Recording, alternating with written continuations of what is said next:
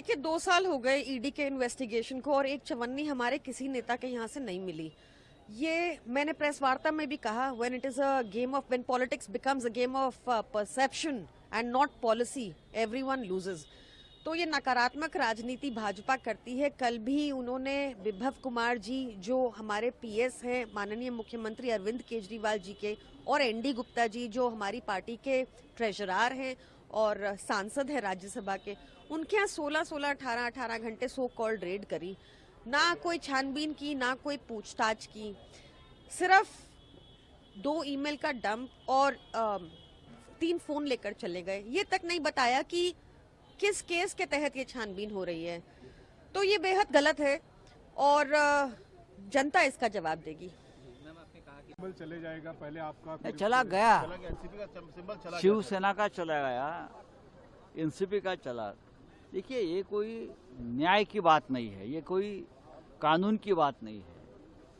ये भारतीय चुनाव आयोग अब भारतीय चुनाव आयोग नहीं है, ये मोदी शाह चुनाव आयोग बन गया। हाँ, भारतीय निकाल दो, अभी वो भारत का नाम निकाल दीजिए। जिस पार्टी के फाउंडर प्रेसिडेंट चुनाव आयोग के सामने बैठकर आर्गुमेंट कर रहा है,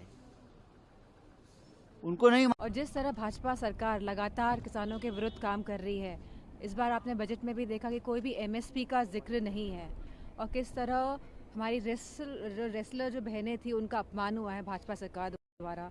तो मैं नहीं मानती कि जो आरएलडी के जो मौजूदा जो नेता हैं जयंत चौधरी जी, जो राज्यसभा मेंबर भी हैं, वो इस तरह का कोई कदम उठाएंगे जिससे सीधे किसानों को क्षति पहुंचेगी। कोई बात तो लग रहा है कि अभी वो है आपके साथ या नहीं? मैम, राम मंदिर मैं भी हिंदी में बाइट दे दीजिए। आप लोग क्या सुप्रीम कोर्ट का रुख कर रहे हैं? क्या चुनाव आयोग जाने का कोई फैसला लिया? नहीं, चुनाव आयोग को आज 4 बजे तक हमको रिप्लाई करना है, वो हम 3 बजे तक कर देंगे एक, और सुप्रीम कोर्ट तो जरूर जाएंगे।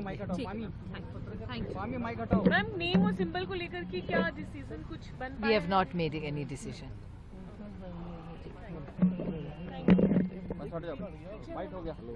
Okay, yes yes ma'am, thank you.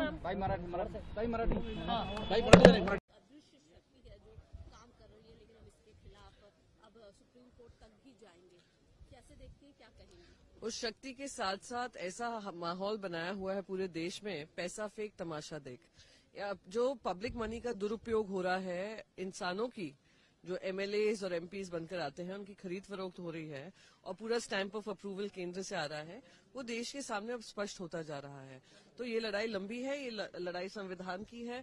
हम संवैधानिक तौर तरीके से शिवसेना लड़ रही है, और अब एनसीपी के साथ भी जो किया है, एनसीपी भी, मुझे पूरी उम्मीद है, शरद पवार साहब काफी एक्सपीरियंस्ड सीनियर लीडर रहे हैं, उन्होंने काफी किरदार निभाए हैं, काफी रोल जिम्मेदारी से निभाए हैं, वो ये लड़ाई भी डट के लड़ेंगे। एक दिन के लिए और सत्र बढ़ा दिया गया।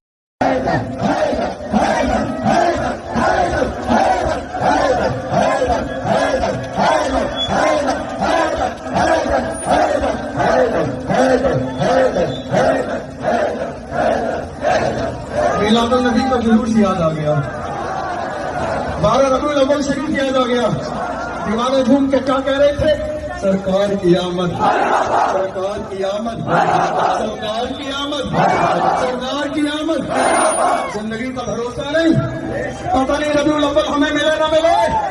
आज जब आई गए हैं रोड पर, तो सरकार की आमद, सरकार की आमद, सरदार की आमद, कासिम की आमद, कासिम की आमद, कासिम की आमद।